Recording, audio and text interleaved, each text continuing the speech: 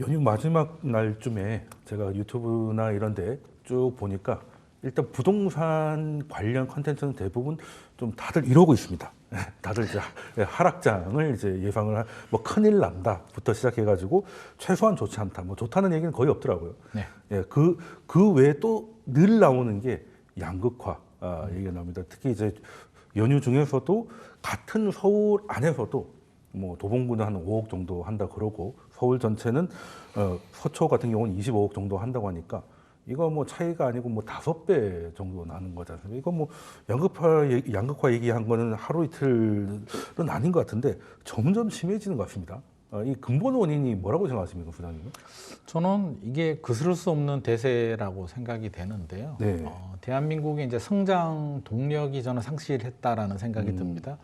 과거에 이제 성장 시대, 그러니까 일자리도 늘어나고 네. 인구도 늘어나고 모든 산업들이 성장하던 시대 같은 경우는 한 30년 전을 돌아가 보죠. 1990년대나 2000년대를 생각해 보면 그때 지방의 땅값이나 건물 가격, 네. 부동산 가격, 집값 가격과 서울 가격이 크게 차이가 나지 않았습니다. 네, 맞습니다. 서울 내에서도 뭐 강북에 있는 땅을 팔거나 작은 건물을 팔아서 강남에 충분히 입성할 수 있는 네. 수준이 형성이 됐는데 IMF가 저는 전환점이 된 것 같고요. IMF가 지나면서 이제 양의 부족 시대에서 이제 질의 부족 시대로 갑니다. 우리가 주택이 절대적인 그 양 자체가 이제 부족하지는 않거든요. 그렇죠. 그러면 IMF가 지나면서 이제 어떤 현상이 발생을 하냐면 보다 좋은 곳, 질의 부족, 좋은 교육 환경, 좋은 역세권 지역, 좋은 주거 인프라를 가진 곳들을 더 선호하는 현상들이 다 강해지고 있고요. 최근에 이제 성장이 둔화되고 있죠. 최근에 뭐 경제 성장률이 뭐 2%, 1% 얘기를 하고 있는데 한 10년 전만 하더라도 이게 뉴스에서 볼 듯한 미국이 2%대 경제 성장이야. 어우, 저 나라 어떻게라는 이야기를 할 정도로 유럽 선진국이나 그렇죠. 뭐 우리나라는 기본적으로 5% 이상 이렇게 성장을 하고 있었는데 최근에 이제 우리나라가 미국보다 경제 성장률이 더 둔화되는 상황입니다. 이렇게 되면 이제 한마디로 모두가 잘 사는 시대는 저는 끝나가고 있다라는 생각이 듭니다. 그러면 모두가 올라가는 상황에서는 어떤 선택을 할까요? 굳이 비싼 강남에 집을 사지 않아도 네. 강북에 사도 되고 지방에 사도 되고 어디를 사도 투자 대비 수익을 따져본다면 큰 차이가 나지 않았다고 저는 생각을 합니다. 근데 2022년 들어서 이제 더 심화되는데 금리가 올라가면서 집값이 떨어지고 경기가 더 위축이 되면서 이제는 선택과 집중을 해야 되는 시기가 도래했습니다. 그러면 자, 불안하다? 내가 아무 곳이나 투자를 해서는 안 되는 시대라면 어디다 선택과 집중을 해야 될까요? 결국 똘똘한 지역, 똘똘한 한 채에 눈을 돌릴 수밖에 없습니다. 저라도 아무 데나 하면 안 돼. 불안해라고 한다면 일단 기다려보는 홀딩을 선택할 수가 있을 것 같고요. 홀딩하기 어려운 분들이라면 어디를 들어가야 될까? 인구 감소라든지 양질의 직장, 일자리가 풍부한 곳들, 주거 인프라가 좋은 곳은 어디일까요? 결국에는 서울, 수도권, 일부, 서울과 가까운 일부 지역들이고 서울 안에서도 소득 수준이 높은 곳들, 강남 3구, 용산구, 한강벨트 쪽에 눈을 돌릴 수밖에 없기 때문에 지금 차이가 앞서서 말씀드렸듯이 서초구가 평균이 25억 원, 25억. 네. 도봉구는 5억. 같은 서울 내에서도 이제 5배나 차이가 납니다. 서초구 아파트를 팔면 도봉구의 평균입니다만 5채를 살 수가 있는데 그렇네요. 평균은 평균인 거고요. 실제로 서초구에 우리가 가고 싶은 아파트, 이름만 들어도 아는 아파트들만 따진다면 사실 25억으로 접근 불가하고요. 이거는 평균의 저는 함정이라고 봅니다. 그렇죠. 평균이 서초구 평균 집값을 떨어뜨린 거고요. 실제로 우리가 가고 싶어하는 아파트들은 아마 괜찮은 아파트라고 한다면 35억, 40억 이상은 요즘 기본적으로 갑니다. 그래서 실질적으로 차이는 더 많이 벌어졌다. 양극화가 저는 앞으로 이게 줄어들 수 있을까에 대한 굉장히 좀 회의적인 반응, 걱정스러운 생각을 가지고 있습니다. 사실 제가 이제 대학을 졸업하고 이제 사회생활 막 시작할 때쯤에 그때 이제 처음 들었던 부동산 단어가 그때 아마 강남 불패 처음 나왔을 건데 노무현 대통령 시절에 버블 세븐 뭐 이런 얘기 처음 그렇습니다. 나왔던 기억이 나고 근데 사실 그 전만 하더라도 저는 이제 부산에 있었으니까 그 산업이 이렇게 커갈 때는 특히 예전에는 금융위기 이전에는 조선소 같은 게 굉장히 좋았잖아요. 그렇죠. 예, 그래서 근데 조선소 근처에는 이제 사람을 살 만한 그렇게 인프라가 많지는 않으니까 그 교통이 좋은 조선소에 출퇴근 가능한 지역 뭐 이런 데는 지금 부산에 아시는 분 아시죠? 거가대교라고 있습니다. 아, 있죠, 있죠. 예, 네. 거가대교가 개통되기 전에는 그 기대감에 당시 근처에 아파트만 있고 아무것도 없는데 그런 당시 아파트가 부산보다 훨씬 비쌌거든요. 아. 예, 훨씬 비쌌습니다. 그때 최고 좋은 게 한 12억까지도 갔던. 그 당시에 12억이면 그렇죠. 엄청난 어마어마했는데 사건이죠. 네네. 그러니까 사실 좋은 지역도 지방에도 좋은 지역이 그때는 있었거든요. 네. 예. 뭐 저는 이제 제가 살던 지역 한해서 말씀드렸지만 다른 지역도 마찬가지였을 겁니다. 그런데 최근에는 예전하고 지금하고 가장 다른 게 뭐냐면 그래도 서울이 비싸겠지는 건 상식이잖아요. 네네. 근데 요즘 친구들하고 제가 이제 사회생활 시작할 때 결정적인 차이가 뭐냐면 잘 나가는 아파트 단지 이름을 알고 있다는 거예요. 그러니까 서울의 아파트가 아니라 서울의 뭐 원펜트하우스라든지 아예 그렇죠. 구체적인 이름을 구체적인 알고 있는, 이름을. 네. 그리고 그게 얼마인지도 알고 있다는 거예요. 아. 예, 그러니까 양극화가 더 가속화될 거라는 소장님의 얘기를 듣고 보니까 지금까지 그래 왔던 것 같아요. 그래 왔던 것 같고, 자 그러면 양극화는 뭐 거스를 수 없는 대세라고 보셨는데, 그럼 대표님께서도 비슷한 뷰를 갖고 계시는 겁니까? 그렇죠. 양극화라는 게 지금 양극화가 이제 범위 자체가 점점 마이크로해진다라는 게 더 문제죠. 네. 그러니까 어떤 예전에는 지금 우리가 다루고 있는 게 뭐 강남구다, 도봉구다, 구를 가지고 산정을 하지만 사실은 지금 이제 투자 시장으로 접근을 한다라면 사람들이 구를 보고 투자를 하는 것보다 동을 보면서 지금 가거든요. 그래서 그 동 단위로 어떤 투자에 임한다라는 거는 그 지역 안에서도 자치구 안에서도 동 단위로 들어갈 가능성이 점점 커졌고 그러면은 그 양극화라는 기준 자체가 점점 마이크로해진다라는 거죠. 그리고 이런 문제점들이 점점 발생되고 있는 상황이고 또 거기에다가 거래에 대한 그 유형이라든지 또는 어떤 상품에 대한 유형도 굉장히 또 좁아지고 있는 상황이에요.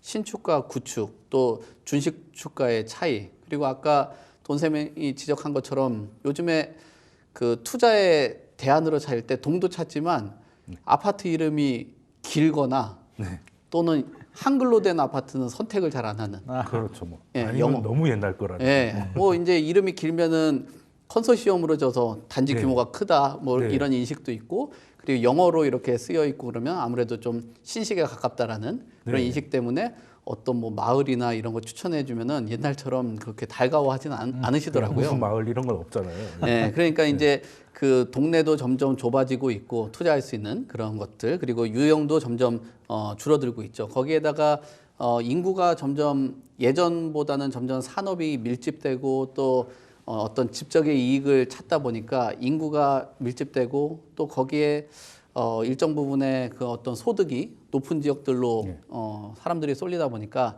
양극화들은 크게 발생이 된다라고 봐야 되는데 이게 이제 뭐 보는 시각마다 다양한 시각들이 있어요. 그러니까 양극화를 부정적으로 보는 시각도 있고 또 양극화를 일정 부분 또 좋게 보는 입장들도 있거든요. 뭐 자본주의에서는 사실 양극화가 아예 해소가 된다는 거, 이거 평등을 완전히 추구를 하는 거니까 이게 과연 자본주의에서 모든 사람이 다 잘 살고 모든 사람들이 일정 수준의 소득을 갖춰진다라는 게 과연 가능하냐라는 게 이게 앞으로는 자본주의 사회에서 우리가 살고 있는 상황에서 완벽하게 평등적으로 가기는 어렵다라는 거거든요. 그러니까 이 자본주의 안에서는 일정 부분의 그 양극화는 발생할 수밖에 없다. 그리고 저 개인적으로 보더라도 모든 지역들이 예전에 그 예전 정부의 그 어떤 부동산 양극화를 해소하기 위해서 이 지역들마다 뭐 부양을 하고 집값을 올리다 보니까 전반적인 시장 자체가 다 집값이 올랐거든요. 그때 생각하면 또 그때도 고통스럽단 말이에요. 서울 말고 서울의 외가, 지방 또 사람들이 봤을 때 투자를 안 했던 지역도 그 지역의 원주민들은 집을 못 사고 외부 사람들이 들어와가지고 집값을 올려버리는 이런 문제점들도 있기 때문에 양극화에 대해서 우리가 문제점을 계속 지적은 하지만 너무 평등하고 또 너무 수준을 뭐 규격화해가지고 일정하게 맞추려고 하는 그런 부작용들도 우리가 좀 대비를 해봐야 된다라는 거죠. 그래서 물론 이 상대적인 빈곤이 이 양극화로 인해서 좀 심할 수 있겠지만 만약에 지금 아까 도봉구는 뭐 한 6억 선, 그 다음에 강남에 20몇억 선이 있는데 도봉구도 20몇억이라고 한다라면 처음에 지방에서 서울로 일자리를 찾으러 온 사람은 지방에서 서울로 출퇴근을 해야 되는 그런 상황이거든요. 그렇죠. 그래서 어떤 주거의 사다리 역할을 하기 위해서는 어떤 뭐 주택의 유형이 뭐 빌라에서 아파트, 아파트에서 더 신축 뭐 이런 식으로 가듯이 지역도 도봉구에서 마용성 또 마용성에서 강남으로 올 수 있는 이런 그 일정 수준의 어떤 가격선도 있는 것도 필요하다. 네, 그래서 그렇죠. 양극화를 무조건 해소하는 게 능사는 아니다. 뭐 물론 양극화라는 그 단어나 키워드 자체가 좀 부정적인 인식을 많이 그렇죠. 닮고 있지만 자본주의에 살고 있는 우리 대한민국 국민들이 완벽하게 네. 평등하게 갈 수 있는 게 과연 사실 되게 희망적이지만 현실적으로 봤을 땐 그건 어렵다라는 거죠. 네, 뭐 사실 희망이 너무 크면은 현실은 또 반대로 되기도 하고 그 자본주의에서 양극화가 좀 자연스럽다 말씀주셨는데 사실 따지고 보면 그럼 조선 시대에는 뭐 양극화가 없었냐? 네, 그러면 한양의 기와집을 일반 백정들이 살 수 있었냐라고 생각을 하면 차라리 자본주의는 이제 기회라도 있으니까 좀 나을 것 같은데 아까 그 아파트 이름 말씀 주셨잖아요. 그러니까 그 제일 긴 게 한 23장가 뭐 있더라고요. 네. 지방에 무슨 혁신 도시 많잖아요. 네네. 뭐 무슨 목포 혁신 네, 맞아. 센트럴 뭐 블라블라블라 해가지고 그 이제는 이제 저도 감이 오는 게 서울 시내가 아니라 신도시에서 아파트가 나왔을 때 센트럴이 있다. 라고 하면 아무것도 없다는 거예요. 진짜 허벌판에 혼자 있다는 뜻. 그리고 뭐 에코가 붙었다. 뭐 이런 거 있잖아요. 약간 자연적인 이름이 붙었다면 이제 산구석에 있다. 산에 있다. 아니면 옆에 개천이 있으면 뭐 리버뷰. 그렇죠. 정작 한강뷰 아파트들은 한강뷰 이름을 잘 안 쓰거든요. 어차피 다 아니까. 리버뷰라는 이름 안 붙이죠. 네, 원베일리가 한강에 있다는 건 다 아니까 네. 굳이 원베일리 리버뷰까지는 안 하더라고.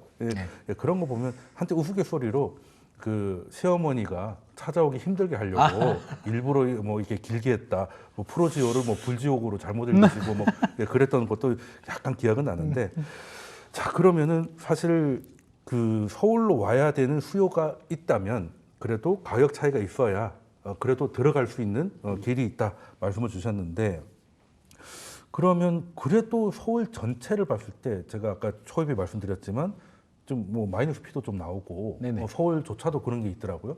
그래서 우리가 한 2주 전쯤에 우리 그 주제를 한번 다룬 적 있잖아요. 그 얼죽신. 네, 그것 때문에 신축 아파트에 대한 분양권에 대한 프리미엄이 계속 올라가니까 11월 달인가 그때 기재부에서 이제 법을 좀 바꿨죠. 네, 법을 바꿔서 지금 그 오히려 마이너스 피가 나오고 있다고 하는데 이게 어떤 얘기인지 소장님 좀 설명 좀 가능하시겠습니까? 이게 이제 손피거래라고 네, 맞습니다. 하는데 네. 이제 손피거래가 뭐냐면 손에 잡히는 이제 프리미엄이라는 뜻입니다. 손피거래인데 이제 희소성이 있죠. 서울 같은 경우는 이제 신축 아파트가 재건축 재개발이 아니면 신축 아파트가 나오기 힘들기 때문에 수요는 많은데 그러니까 신축 아파트를 원하는 수요는 많은데 공급이 부족하다 보니까 이제 파는 사람들은 양도세를 내야 됩니다. 양도소득세라고 하는데 양도 차익에 대한 세금인데 생각을 해보면 제가 분양권을 하나 가지고 있다고 치죠. 근데 이 내가 가지고 있는 분양권을 사려는 분들이 한 10명 정도 있다. 서로 경쟁을 한다라고 하면 이제 제가 큰 소리를 칠 수 있죠. 근데 저는 프리미엄의 만큼에 대한 양도세를 내야 되는데 양도세를 사실 우리가 내기는 조금 싫은 마음이 그렇죠. 있잖아요. 그러면 이건 이제 증가시키는 겁니다. 그래서 내 프리미엄을 사려는 매수자들이 지불한다라고 해서 손에 잡히는 프리미엄이라고 해서 이제 손피거래라고 하는데 그 양도세를 약간 탈세 비슷하게 이렇게 하는 허점이 있었는데 이제 국세청에서 이제 판단을 한 거죠. 그렇죠. 이대로 내버려두면 안 되겠다라고 해서 원천적으로 계속 단계별로 부과를 하면서 결국에는 팔아야 되는 매도자들이 많은 양도세를 부과할 수 있는 내야 되게 이렇게 좀 바꿨습니다. 그래서 물론 그럼에도 불구하고 강남이나 양극화 핵심 지역들은 사는 분들이 계시겠죠. 그럼에도 불구하고 나는 좋아. 내가 다 책임질 테니까 제발 나한테 팔아줘라고 하겠으나 상대적으로 경쟁력이 좀 약한 곳들, 강북이라든지 고분양가가 적용된 단지들 같은 경우는 양도세 부담이 늘어났기 때문에 매수자들은 발을 뺍니다. 그러면서 이제 실질적인 마이너스 프리미엄이 등장하는 곳들도 나오는데 저는 이것도 또 하나의 양극화 현상이 아닐까라는 생각이 들고요. 앞서서 이제 양극화는 우리가 피할 수 없는 뭐 일이다라고 했었고 돈생께서도 이제 조선시대 이야기를 했는데 사실 조선시대 얘기를 살짝 하면 그때는 훨씬 더 힘들었습니다. 그때 원천 불가 아닙니까? 조선시대는 이제 한양이 사대문 안을 이제 한양이라고 하는데 그때 제가 관련된 책을 좀 읽어보니까 그 당시에 이제 소위 말해서 집이라고 하는 기와집에 좀 살만한 집들은 지금 가격으로 환산해 보면 10억에서 30억 정도로 네, 그 정도. 환산할 수가 있고 대골 집들 뭐 엄청난 100칸 이상 되는 집들은 이제 100억 단위가 넘어가는데 경제 규모를 생각한다면 일반인들은 감히 쳐다볼 수도 없는 말 그대로 대감집 아니겠습니까? 대감집이고 네. 단칸방도 굉장히 구하기 힘들었다고 합니다. 그래서 과거 급제를 해서 지방에서 올라와서 한양에 집을 구해야 되는데 월세 집도 구하기 힘들 정도로 조선시대도 굉장히 힘들었는데 물론 주택이 부족했으나 근본적인 원인은 수요가 많았다는 거죠. 그러니까 지금은 시대가 좋아져서 우리가 월세든 전세든 어떻게든 구할 수는 있는데 지금 또 문제의 핵심은 서울이 우리가 공급이 부족하다라고 하는데 저는 공급이 부족하다기보다는 이 과수요. 지방에서도 지금 계속 유입이 되고 있단 말입니다. 서울 인구가 줄어들고 부산 인구가 줄어드는 것은 공통점인데 특징이 뭐냐면 서울은 인구가 줄어드는데 경기 인천 인구는 늘어나요. 네. 서울 집값, 전세값, 월세값이 워낙 비싸기 때문에 등 떠밀려서 가는 분들, 지방에서 유입되는 분들이 들어오면서 수도권은 비대해지고 있는데 수요가 늘어난다는 얘기죠. 부산 같은 경우는 같은 인구가 줄어들면에도 불구하고 부울경이라고 하잖아요. 네. 울산, 경남 인구도 동반 하락입니다. 네, 거기는 그래서 다 세트로 빠지잖아요. 세트로 빠져서 수도권으로 유입이 되기 때문에 이것도 지방과 수도권의 양극화가 지금 진행이 되고 있습니다. 그래서 제가 앞서서 그스를 수 없는 대세라는 게 이 흐름 자체를 저도 바꾸고 싶은데 송승현 대표님께서도 말씀하셨듯이 이게 인위적으로 조정되기는 현실적으로 굉장히 어렵다. 네. 이게 현실적으로 조정이 되려면 어떻게 해야 될까요? 서울 집값을 강제로 눌러버리고 뭐 토지 개혁해야지 뭐. 토지 개혁해야 되고 서초구 강남구 집값을 눌러버려야 되는데 그렇게 되면 은행들은 또 어떻게 되겠습니까? 대출해주는 은행들 자본주의 자체의 근간이 흔들릴 수도 있기 그렇죠. 때문에 이거는 현실적으로 조정이 저는 좀 어려운 상황이고 문제라면 이제 상대적인 박탈감 국민들이 이제 상실감을 느끼는 거잖아요. 그렇죠. 도봉구가 5억, 서초구가 25억이면 이게 말이 되냐라는 상실감인데 이 부분에 대해서는 이제 정부나 지자체나 우리 사회적으로 언론도 마찬가지고 국민들이 상실감을 최소화할 수 있는 여러 가지 뭐 활동을 해야 되겠으나 근본적인 해결책을 가지기는 좀 어렵다는 생각을 가지고 있습니다. 사실 정부가 해야 될 건 이제 그 절대적인 빈곤에 빠진 사람들. 아, 그렇죠. 그러니까 그 도봉구에서 살아서 문제가 아니라 안전과 뭐 이렇게 생존의 위협을 받을 만한 위험한 집에 있는 사람들 그런 분들 그렇죠. 있잖아요. 네네. 사실 우리가 생각하는 집이라고 보기 어려운 3종 세트 있잖아요. 뭐 옥탑방, 고시원 뭐 이런 3종 세트에 사시는 분이 서울에만 거의 9% 넘어가신다고 하거든요. 근데 그런 분들이 그냥 저렴한 집에 산다고 해서 이제 인간적인 그 삶을 유지하기 힘든 상황에 있는 분들은 정부가 구제를 해야 되겠지만 맞습니다. 상대적인 박탈감은 어떻게 할 방법이 없으니까 뾰족한 방법이 정부가 해야 될 거는 그 마음 돌봄 이런 거 있잖아요. 그렇습니다. 이거는 이제 잘 생각을 해야 되지 않나 하는 생각을 좀 하고는 있는데 저도 약간 지방에서 올라오는 그 서울로 들어오는 수요가 있다 말씀을 주셨으니까 제가 딱 그거잖아요.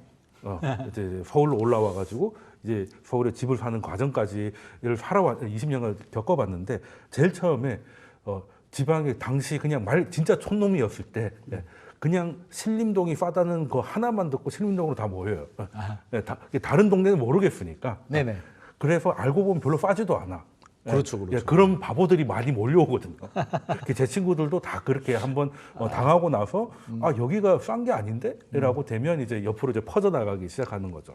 공부도 하고 알아보고 그렇죠. 이렇게 되죠. 거기서 이제 당시에는 네이버 부동산도 없어가지고 카페에서 뭐 피터팬 같은 거 많았습니다. 아, 맞습니다. 예, 그 열심히 돌아다니고 하다가 이제 약간의 서울 냄새가 나기 시작하면 이제 찾아서 돌아다니다가 그래서 취직을 해서 결혼을 하잖아요. 네. 결혼해서 아기가 나오면 경기도로 나가.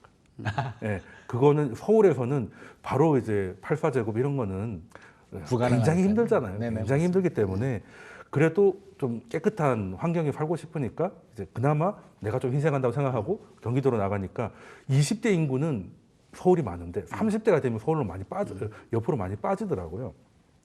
그러면 저도 한번 생각을 해본 게 있는데 지방에 가면 아파트 정말 깨끗하고 단지 크고 너무 좋거든요. 네. 예. 그러면 사실 출퇴근이 용이하다고 해도 강남에 아파트 있다고 하더라도 뭐 우리 직장이 아파트 상가에 있는 것도 아닌데 어차피 지하철 좀 타야 되고 한 번 정도 뭐 환승하는 거 뭐 있을 수 있는 것 같은데 왜 이렇게까지 가격 차이가 나는 거예요? 그걸 알다가도 모르겠다는 생각을 많이 했거든요. 그에 대해서 대표님이 조금 설명을 좀 해주시면 좋겠어요. 그 말씀하신 대로 지금 서울의 그 외곽에 있는 지역 아까 6억선 이제 노동항 지역들 또 금천구라든지 중랑구나 이런 지역들은 뭐 한 6억 선 정도 하는데 지적하신 대로 경기도에 있는 아파트가 이 서울의 외곽에 있는 아파트보다 가격이 더 비쌉니다. 현재 지금은 그 교통적인 편익이라든지 이런 부분 그리고 신축에 대한 프리미엄 거기에다가 어떤 뭐 저는 개인적으로는 가수요가 그 도시를 성장시킨다고 생각하는 사람인데 네. 수요들이 이제 가수요들이 수도권 쪽에 어떤 신축 아파트들이 생기면서 거기에 투자 자본들이 들어가고 그 자금으로 인해서 지역들이 생기고 거기에 소득 계층들이 있는 사람들 가수요라는 건 결국 투자 수요잖아요. 그런 수요자들이 들어가면서 지역들을 올린 그런 상황이 돼버린 거죠. 그렇기 때문에 어떻게 보면 서울의 외곽에 있는 지역이 가격이 더 많이 차이 나는 이유는 내가 서울의 외곽에 사느니 우리 돈쌤이 지적하신 것처럼 교통이 좋아지고 그리고 어떤 환승 한 번만 통하면은 강남하고의 접근성이나 뭐 광화문이라든지 여의도하고의 접근성이 개선된다라면 신축 프리미엄이 있는 아파트를 선택한다라는 거죠. 그래서 서울의 외곽 지역들이 가격이 어떤 이런 수요자들, 실수요라든지 가수요자들이 서울의 강남에 진입하지 못하신 분들이 그 주변에 있는 단지의 주택을 매입하는 게 아니라 그 인근에 뭐 남양주라든지 이런 지역들로 이동을 해서 주택값을 올리는 그런 현상들이 나타나고요. 그래서 주거의 이동들이 일어났기 때문에 그런 현상들이 나타났다라고 보여지고 그러면 그 자체적으로 그 지역이 성장하거나 변화가 있으려고 하면은 개발 호재라든지 어떤 그 단지 자체가 다시 개량을 통해서 재건축이나 재개발들이 일어나 줘야 되는데 최근 들어서 강남권처럼 어떤 추가적인 분담금을 낼 수 있는 여력들이 부족하다 보니까 추가 분담금이 아파트 값만큼 나오고 있거든요. 이 지역들은. 그러니까요. 그러니까 아파트나 주거 환경이라든지 이런 부분들은 멸실되면서 향후에 여기 투자를 해도 재건축을 한다라는 그런 보장 뭐 이런 부분들도 부족해지는 거죠. 그래서 아파트가 점점 슬럼화가 되고 어떤 편익이 떨어지다 보니까 집값에 대한 차이들이 벌어지는 거죠. 그러다 보니까 거기 어떤 실수요라든지 투자 수요들이 안 들어가다 보니까 또 투자 수요가 많은 강남 지역이나 이런 지역 쪽에 뭐 기업이나 교통이나 인프라들 이런 것들은 더 확충이 되는 거죠. 그리고 또 그 지역에 있는 분들이 어떤 학군 수요들이 강남 쪽에 응집이 되어 있다 보니까 반포나 대치동 쪽으로 오면서 전세 가격을 올리는 이런 그 프리미엄들 뭐 이런 현상들이 나타나는 겁니다. 그래서 지금 외곽 지역들이 회복이 되기 위해서는 금리가 일정 부분 좀 낮아져 줘야 되고 대출에 대한 규제 이런 부분들이 일정 수준 뭐 지역에 대한 그 격차를 주면서 좀 차별을 나타나지 않고 동일하게 이루어진다라고 하면은 아마 그 서울하고 서울 안에서 강남과 비강남의 그 격차는 더 벌어지고 이 격차뿐만 아니라 수도권에서 뭐 소위 말하는 그 대장 지역들 이런 지역들하고의 가격도 또 벌어질 수 있는 그런 문제가 생길 수 있습니다. 예, 사실 뭐 도봉이나 이게 그 위쪽은 저도 가보면 사실 동부간선 악명 높잖아요. 예, 악명 높고 그나마 서부가 제일 막히긴 한데 서부는 그래도 복선화라도 됐고 동부는 이제 시작한다고 하니까 언제 완공이 될지도 모르겠고 그리고 거기는 또 특이하게 산들이 다 지형을 맡고 있어가지고 어떻게 해결하기가 조금 쉽지 않은 부분이 좀 있더라고요. 지하철도 뭐 7호선 정도만 있고. 뭐 지리적인 문제, 교통 문제도 있고요. 저는 또 이것도 문제인 것 같습니다. 우리 정책이 문재인 정부 시절 집값이 많이 올라가다 보니까 이제 다주택 집을 많이 가지게 되면 투기꾼이라는 적폐 프레임을 만들면서 이제 규제를 하게 되죠. 세금 규제, 대출 규제를 하게 되는데 노무현 정부 시절에도 이제 이런 현상이 발생을 했는데 그래서 똘똘한 지역, 똘똘한 한 채 현상이 생깁니다. 여러 채를 가지게 되면 상당한 불이익을 받게 되거든요. 그렇죠. 취득세만 하더라도 3주택 이상이 되면 12%의 세금을 내야 되고 폐지를 한다고 했는데 실제로 이제 국회 통과가 안 되면서 폐지가 안 됐고요. 양도세는 한시적으로 이제 중과세는 유예를 시켜주고 있는데 이건 한시적입니다. 여전히 중과세가 남아 있고요. 토지거래가구역 해지 얘기는 나오고 있습니다만 여전히 실거주자가 아니면 굉장히 무거운 또 규제를 적용하고 있기 때문에 자 이렇게 된다면 자금력을 가진 분들 투자를 하시는 분들도 주택수 늘리는데 매력을 느끼지 않습니다. 세금 내고 대출이자 내고 나중에 양도 차익이 생겨도 또 양도세를 또 중과를 해야 되는 상황이기 때문에 결국에는 똘똘한 한 채. 내가 가지고 있는 집 한 채가 있다면 팔고 상급지로 2주택, 3주택이 있다면 팔고 더 똘똘한 지역으로. 그러면 무주택에서 강남 입성하기는 현실적으로 어렵잖아요. 부모님이 주거나 그렇죠. 그거는 아니면 컴퓨터 코인이나 점수니까. 예. 뭐 미국 주식이 대박이 나거나 뭐 이런 경우 아니라면 결국에는 내가 가지고 있는 아파트를 팔고 한 단계 업그레이드해서 갈아타기를 해야 되는데 강동구에 계시는 분들이 갈아타기 한다면 어디로 가겠습니까? 송파구로 가야 되고 그렇죠. 그 송파구 집을 또 판 사람은 서초구 강남구로 가는 이런 연결고리 때문에 양극화는 더 심해질 수밖에 없고요. 이 고리를 끊으려면 저는 다주택자에 대해서 지금 결국에는 임대 네. 문제 또 전세 문제까지 맞물리게 되는데 이제는 집값이 좀 안정을 찾고 있다면 더 이상 다주택자들을 이렇게 적폐 취급은 하면 안 될 것 같고요. 오히려 양성화시켜서 정당한 세금을 내고 정당한 임대 사업을 한다면 그만큼의 대우를 해준다면 저는 또 양극화 문제를 어느 정도는 살짝 또 해결하는 데 도움이 되지 않을까 생각을 예. 합니다. 그리고 사실 취득세 12%면 해볼 테면 해봐 분위기잖아요. 사실 선이자 12% 떼고 시작한다는 얘기인데 그렇습니다. 그렇다고 양도세를 빼주는 것도 아니고 그죠? 예, 그렇게 되면 이거 사실 공공임대가 10%밖에 공급을 못하는 상황에서 민간임대를 이렇게 줄여버리면 오히려 고통은 임차인들이 그렇습니다. 받을 수밖에 없을 텐데 게다가 사실 서울에 지금 송파구하고 노원구가 대표적으로 인구가 많은 구지 그렇죠, 않습니까? 그렇죠. 송파는 그래도 강남이라고 치더라도 노원 이런 데가 정말 사람이 인구가 많은 곳인데 거기도 지금 사실 서울이 아니라 약간 좀 위성도시 같은 느낌이에요. 약간 연결성이 좀 떨어지고 뭐 이런 부분이 좀 있는데 그러면은 이제 우리가 북쪽 얘기를 조금 했으니까 그래도 그 한동안 굉장히 핫했던 그러니까 범야권 이런 거 많이 쓰잖아요. 정치 뉴스에서. 네네. 그러니까 강남권도 아니고 범강남권이라고 해서 강남 4구, 소위 말해 이제 강동구가 이제 핫했다가 이제 여기도 좀 이제 쉽지 않다는 얘기가 좀 많이 나오고 있어요. 네. 그럼 좀 오리지널 선골들 빼고는 다 힘들다. 뭐 이렇게 봐야 되는 건가요? 요즘 강동구 상황 어떻습니까, 대표님? 지금 강동구에 있는 뭐 이제 주택 가격들이 조정 장세에 들어갔다라는 평가들이 있거든요. 지금 강동구의 실거래가를 비교를 해보더라도 올림픽파크 한양수자인 여기 성내동에 위치한 아파트는 10억 9천 정도 했던 그 가격이 지금 6억 6천으로 4억 3천이 하락한 그런 상황이고요. 그다음에 성안마을 청구도 8억 2천에서 7억 5천, 그러니까 7천만 원 정도 가격이 하락한 상황입니다.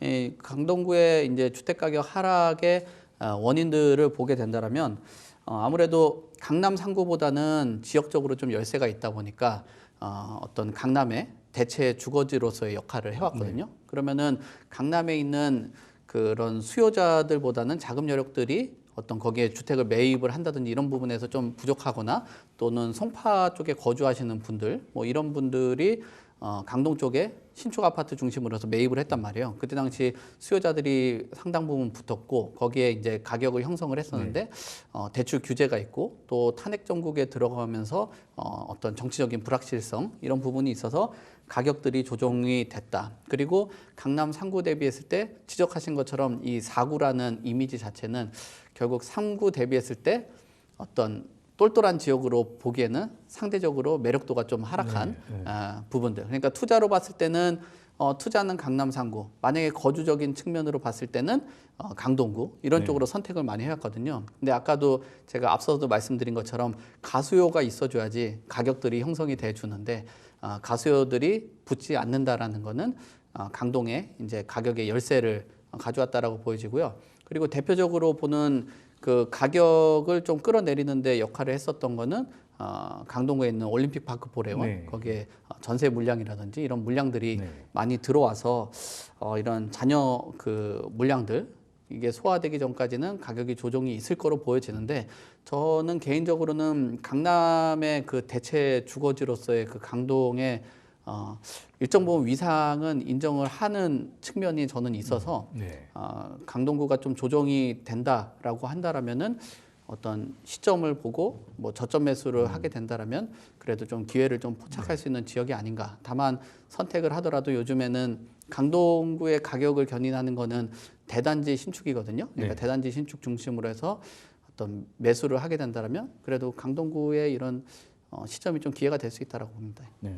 그러면 사실 강동구도 정말 뭐 송파나 이런 게 붙어 있는 일부 지역을 제외하고는 제가 조금 움직여 보니까 뭐 사실 그렇게 접근성이 좋다고 보기 조금 애매한 부분도 있긴 하더라고요. 예, 좀 그래서 살짝 불편하죠. 예, 차량으로 가도 결국에는 이제 다 신호받고 가야 되는 건 똑같고 예, 지하철도 거기로 가면 갈수록 뭔가 듬성듬성해지고 좀 이렇게 진짜 사고라고 보기에 조금 부족한 면이 좀 없잖아 있더라고. 그렇게 자주는 못 가봤습니다만은. 근데 그렇게 돼도 어찌 됐던 강북이나 이런 데보다는 강남에 물리적으로 가까우니까 그렇죠. 교통이나 이런 것들은 최근에 뭐 다리도 하나 개통됐지 않습니까? 이제 네네. 그 한강의 33번째 다리가 이제 고덕 그 대교가 놓였잖아요. 네. 그리고 지하철도 8호선 같은 게 확장이 되고 하면 그렇다면 오히려 대표님 말씀처럼 강동구의 가격 조정은 오히려 기회로 한번 봐도 된다고 생각하십니까? 그러면은? 저도 거기 공감하는 부분이고요. 뭐 강동구 이제 사실 지금 좀 불편하기도 하잖아요. 네. 차량을 이용해도 그렇고 네. 지하철을 타도 지하철 5호선을 타거나 아니면 뭐 9호선은 지금 뭐 연장은 되어 있습니다만 아직 4단계 구간이 아직 그렇죠. 공사 중이기 때문에 불편한 거는 사실인데 우리가 이제 강남권이라고 이제 말씀을 하셨잖아요. 네. 저는 범강남권은 이제 동작구하고 강동구를 범강남권으로 보고 있는데 두 지역 다 저는 유망하다고 보고 있고요.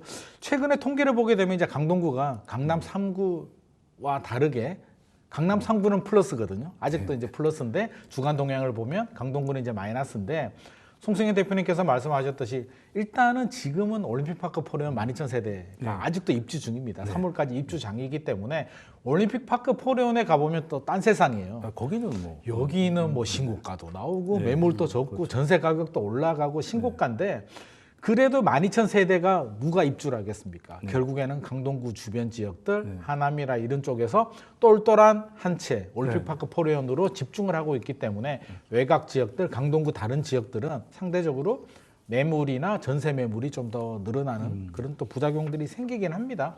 근데 교통도 마찬가지고요. 교통도 지하철 9호선 지금 연장하고 있고 올림픽파크 포레온 입주 물량이 마무리가 되고 나면 아마 내년부터는 입주 물량이 굉장히 많이 줄어들 겁니다. 이렇게 바라본다면 궁극적으로 강동구의 가치가 저는 사라지지는 않는다. 강동구가 송파구로 넘어서기는 힘들겠죠. 물론 단지별로 물리적 한계는 있으니까요. 단지별로 올림픽파크 포레온은 송파 어지간한 아파트보다는 더 우수한, 더 높은 가격을 형성하겠습니다만 강동구 전체를 본다면 송파구로 넘을 수는 없으나 강남 4구의 입지는 저는 확실하다. 그렇게 바라본다면 지금이 힘들더라도 지금이 힘들다는 얘기고 내년에는 달라질 수도 있기 때문에 자금력이 되고 또 필요한 실수요자라면 오히려 힘들 때 좋은 급매물이 나온다면 노려보셔도 좋지 않을까 싶습니다. 네, 지금 뭐 사실 서울 전체적으로 분위기가 안 좋을 때 물량 때문이라도 좀 강동구가 좀 밀리고 있으니까 그럼요. 일단 물리적인 그 입지는 교통이 해결되면 이제 플러스 될 수 있다. 네. 그리고 가격적인 부분을 고려를 해보더라도 아까 우리가 맨 앞에 이야기한 것처럼 그 노도강 지역이라든지 금천구 이런 데가 지금 평균 가격이 6억 선이에요. 근데 강동구에 있는 아파트가 10억에서 6억 중반까지 내려왔다라는 거는 엄청난 그 기회로 작용할 수 있거든요. 그러니까 저라도 사실 그 가격이면 그렇죠. 그 가격이라면 뭐 물론 이 정도 가격까지 조정을 했다라면 아마 이제 조금 더 세부적으로 들어가면 나름의 사연이 있을 겁니다. 뭐 어떤 사연들이 단지에서 가장 조금 뭐 입지가 입지가 떨어진다든지 아니면 세금적인 부분이라든지 가격에 그 쫓김이 좀 있다든지 이런 부분들이 있을 건데 그것도 투자자로 봤을 때는 어떤 큰 거시적인 상황이라든지 동향만 보는 게 아니라 또 이제 실무로 들어가는 일이다 보니까 그런 것들을 잘 포착하면은 6억 선? 뭐 저 개인적으로는 이게 앞자리가 7억 선이라고 해도 강동구는 뭐 들어가도 되는 그런 아파트라고 봅니다. 사실 강동은 뭐 그 지형적으로 막힘이 없잖아요. 강남까지 개발만 되면 되는 곳이고 저기 저 위쪽에 산을 밀어야 되는 이런 동네보다 훨씬 유리하기 때문에 제가 보기에는 뭐 한 7억 정도면 살기가 힘들다면 뭐 갭 투자에 하는 것도 충분히 예전에 경희공자에도 6억에 잠깐 조금 그 단지 내에서는 좀 경쟁력이 떨어지는 물건이긴 했습니다만 그때 그걸 잡았다면은 지금 한 20억 근처까지 와 있으니까 기회가 될 것 같은데. 팔고 경쟁력 있는 동으로 이사 갔겠죠. 그렇죠. 네. 그렇게 뭐 계속 더 써도 많이 올라갔을 건데. 그러면 강동구는 한번 기회를 한번 보자는 말씀을 두 분께서 공통적으로 해주셨고요. 자, 그러면은 그 서울 얘기를 했으니까 두 번째 주제에서 또 다른 도시 이야기 이어가도록 하겠습니다.